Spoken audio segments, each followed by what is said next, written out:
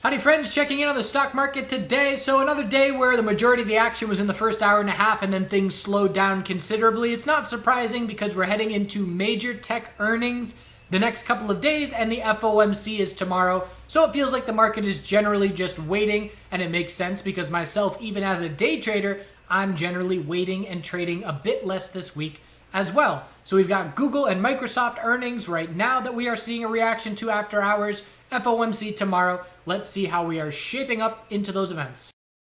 So we can see SPY still has a triple top at the all-time high. We were up at 418.25. We rejected yesterday by 3 pennies. We rejected today by 11 pennies. So what we're seeing is a clear inability to break this resistance level, but we're also not seeing bears do anything to make us concerned. So again, our line in the sand support is 410.59, and as long as that level holds, the daily uptrend is clearly still intact. We did break the all-time high on the futures chart last night, but by the time this morning rolled around, we were back under that level. So here's that break last night, and then pulling back. And again, just a clear little top. Bears aren't proving anything, but bulls slowing down a little bit. QQQ now also has a double top at the all-time high. 342.23 was resistance, and we failed that level today by 8 pennies. So again, same thing. It's notable that we rejected from resistance, but we would need a bear break of 333.97 if we were going to see a big red flag on the daily time frame. I do still have my bearish position, 60% of it in SQQQ, which is my hedge position, and with the double top at the all-time high, very clearly I'm just going to stick my stop just above that level on that position, and I will exit if the bulls follow through. We are seeing a little bit of a drop here after hours, and if we look at Google, it's a bullish reaction to earnings. We're up at all-time highs on Google, but we look at Microsoft, and it's a bearish reaction. And so the bearish reaction in Microsoft is offsetting the bullish reaction in Google just a bit. That being said, we're trading at 253 right now on Microsoft after hours, and that's putting us right here. So bigger picture, zoom out, easily still in a weekly uptrend with tons of space. Google has been the lead bull in the major tech space for over 2 months. And when March was dropping and when QQQ was showing us that weakness in March, this whole drop, end of February into March, look what Google did during that period. Sideways. It very clearly stood out. And it was almost as if it was just holding momentum from the last earnings and then getting that follow through once the sector had bottomed out. So still no red flags. Look at the EMA 12 on the weekly here. Every period of consolidation has held it for the last 4 or 5 months. And that level is going to be at about 2130s. Why am I talking about Google? We should be on Microsoft. What is Microsoft's support level? So weekly, we're at 253 right now after hours. So again, same thing. Plenty of space for a weekly high or low. Anything above 224.26. It's definitely a setback, but there are no red flags on this longer term chart. And Google, with new all-time highs, continues to stay the lead tech bull. IWM. So we had this top in the 226s that we have broken over. We've seen a nice solid 5-day bull move, and that aligns with our 5-day bull move in the laggard sectors we've been watching. The biotech sector, the solar sector, the EV names had a little bit of a run up. The MJ names, a much more muted, but a bull move over the last 5 days. They're all seeing this same 5-day bull move. So when we lose the pattern of a higher low each day, which tomorrow we would have to see a bear break of 227.51, if that were to happen, we then scout a daily higher low with tons of space for it to form. And it's up to the bulls to confirm regaining a daily trend change. If they do, once we do start pulling back, all-time high is going to be right there. And again, the weekly uptrend will be our guide on IWM from here, because over the last many months, it's just been a very clear weekly higher low pattern. Came close to support a couple times, but we're holding it every time. XLF. Nice recovery. Profit taking yesterday, but double top at the all-time high today. So we got right back to that level, 35.85. We closed strong. And what just started as an initial, maybe a red flag for bulls from yesterday, zero follow through from bears. And there was a distinct moment this morning. And again, in the first 15 minutes when I'm live streaming, what I am doing is I'm looking at QQQ, XLF, and XLV. And I'm watching, okay, who's strong today? Who's starting weak? And again, what I'm looking for is, do all of our major sectors hit the low of the day at the same time? And XLF, it was key because we saw a good bit of weakness in the first 15 minutes. And QQQ was dropping and XLV was continuing its daily consolidation. But XLF held this double bottom by a penny. And it was a very notable turning point on the morning when that double bottom held. And look at the fast drop to get there. We were literally 1 penny away from, every sector, every major sector is at the low of the day at the same time. We're starting the morning very bearish. Look at the volume behind that second 5-minute candle. Bulls saved it, 5-minute tightening range, new high of the day, and honestly, I could feel it. It was like as a bull, it was like a sigh of relief. Okay, no big deal. Just more rotation. QQQ's pulling back, but XLF is up near the high. No biggie, bigger picture. So we do have a double top at the all-time high and a double bottom. Pretty much the same exact candle range the last 2 days. Healthcare, getting the breather it deserves. Deserves a rest after the big bull move the last 2 weeks. And again, the broader market is just hoping that other sectors can pick up the slack while XLV is consolidating and looking for a healthy daily high or low, maybe even a daily bull flag, certainly still possible. And if XLV can pull back, get its breather, catch its breath, and SPY holds on, still right near the all-time high, again, that's ideal for the broader market. Biotech sector, nice follow through still. 139.81 resistance broke. So we've now taken out our 2 most clear lower highs. The shift in momentum is on. I exited 20% more of my swing today. So I'm down to a half swing position. Forget exactly where I entered, maybe the 128s. So a really solid trade, and I will hold this half position through daily consolidation. We're watching for a break of the pattern of a higher low every day. Again, this is the same 5-day move that IWM saw, same 5-day move as a ton of sectors and individual names. If we break the low of today tomorrow, 138.21, the bounce has topped out for now, and it's then up to the bulls to confirm the trend change for follow through. If the bulls are going to remain their strongest and we're going to stay confident with this sector, bulls want to hold the EMAs on a back test and see them cross bullish, because we've been in a bear cross since the all-time highs. Red crossing over blue. We want red to cross over blue to the upside. And again, if we pull back, hold those levels for a daily high or low, it's a little bull flag that favors the trend change and continuation. So haven't officially topped out on the bounce yet, but we know it's likely coming soon.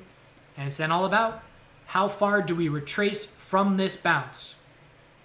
Is it a 38.2% retracement that sees continuation as most likely? Is it a 50% retracement that sees an equilibrium as most likely? Stay tuned. SMH, trying for a weekly cup and handle, still possible. Daily time frame, again, it's the same 5-day move that XBI saw. A little bit different, but very similar. So, same deal. If we break the low of today, daily consolidation is underway. It's then up to the bulls to hold the low of 241.45 and confirm the daily trend change to be back in control. Keeping in mind, this is coming from a daily downtrend. So even though we saw a very significant bounce, we do still have to prove regaining the higher low and higher high on the daily. NIO started some profit taking today, also in response to Tesla, which had a bearish reaction to earnings. That's just a little check-in on the EV names. But solar, same as XBI. They're all doing the same thing. They're in the same category. Failed to break the high of yesterday, double top. And if we see a bear break of 90.22, top of the bounce is set. Then up to the bulls to change the daily trend. It's a beautiful 2-day equilibrium. I like condensing it down to make it more clear. And it's looking like our lower high may be set. So bulls that missed the initial bounce and want an entry, they're scouting a higher low. And then we have to ensure the trend change for bounce follow through. Bulls haven't proven it yet on all these names, biotech sector included. We've seen bounces this big and bigger. And we did not change the trend. The setup is there. We are skeptical of the bulls, and we are not giving them any slack. They have to prove it. MSOS, slow grind continues. Finally, a little uptick in volume. It's still not notable in any way, but it's more than yesterday. And honestly, in the sector, it feels to me like buying or selling pressure is gone, but there's really no buying pressure. Same bounce as XBI and all these other names. 5 days in a row, high or low every day. Low of 40.13 is support. Once we lose the pattern of a higher low every day, it's up to the bulls to confirm the daily trend change for the first time since the all-time highs.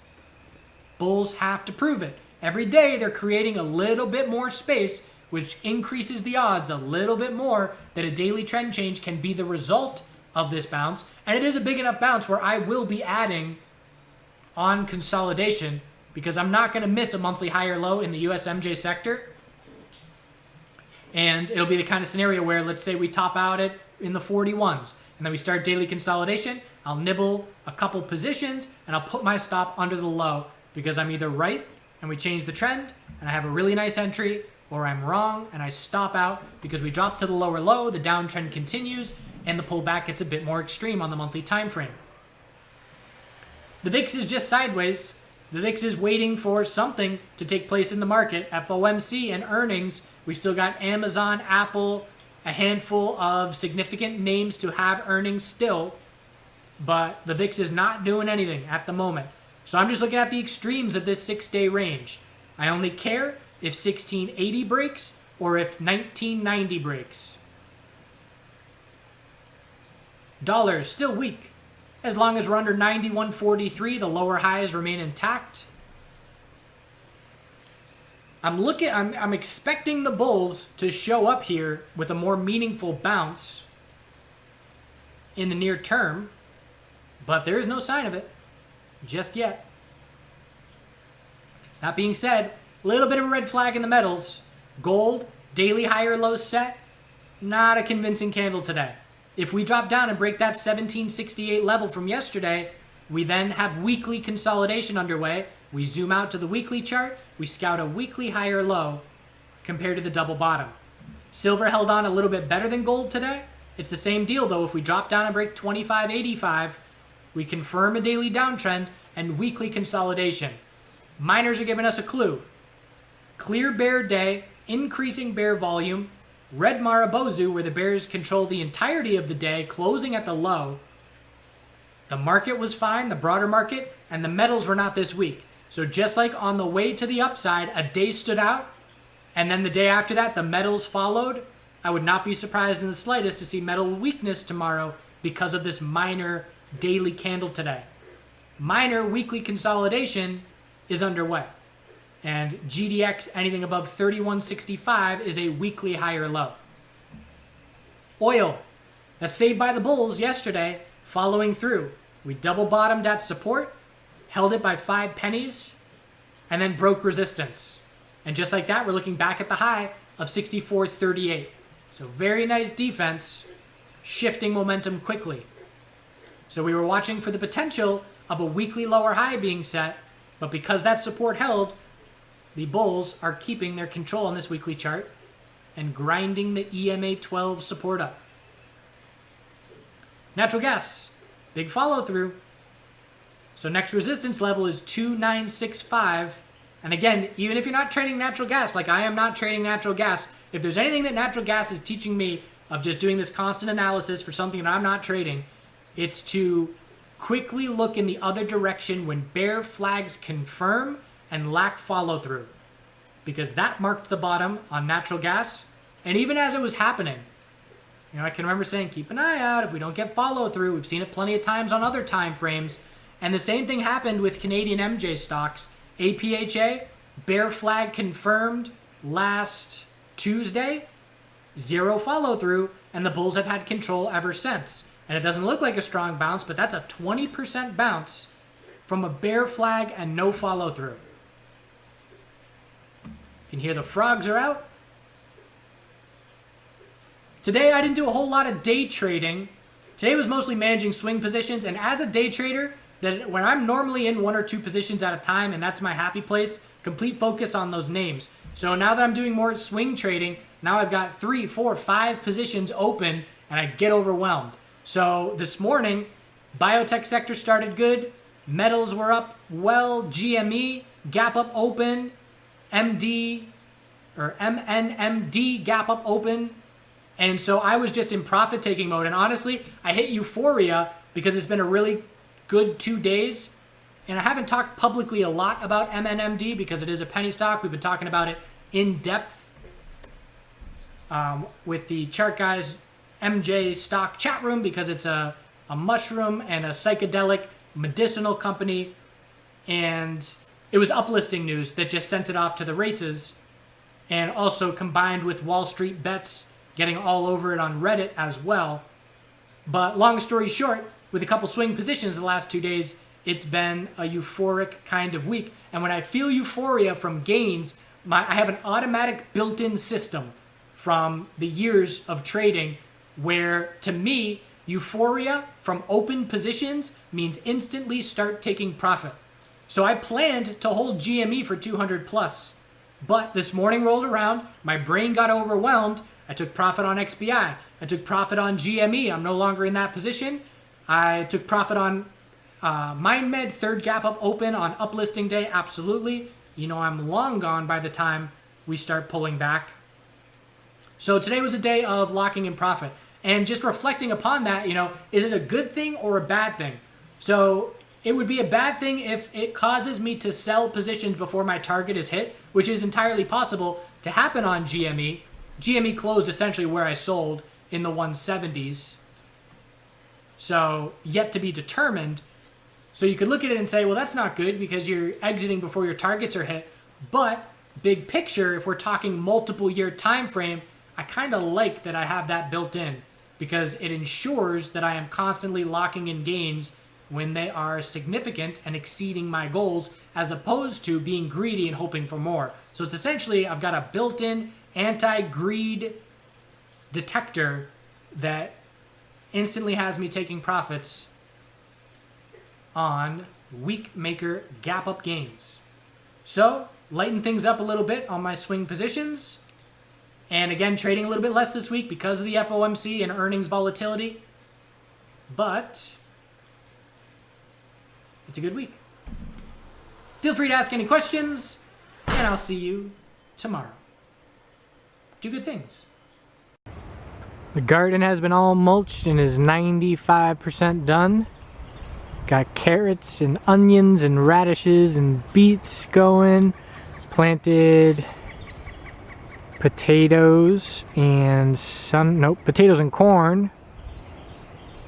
Going to plant some sunflower seeds here soon. We got lettuce and greens all going there.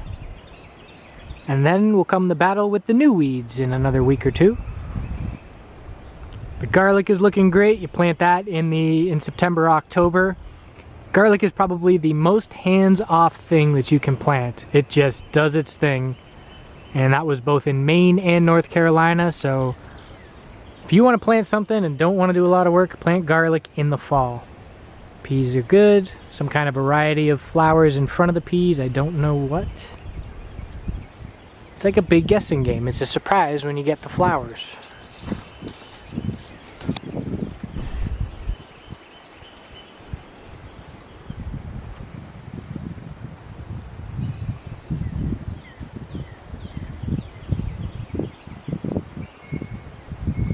A lot of hawks around.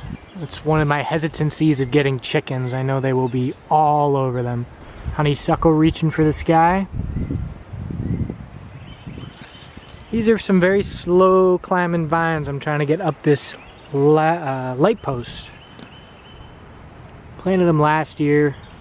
We'll see if I need to go with something more robust. Wisteria. It's a deer hoof.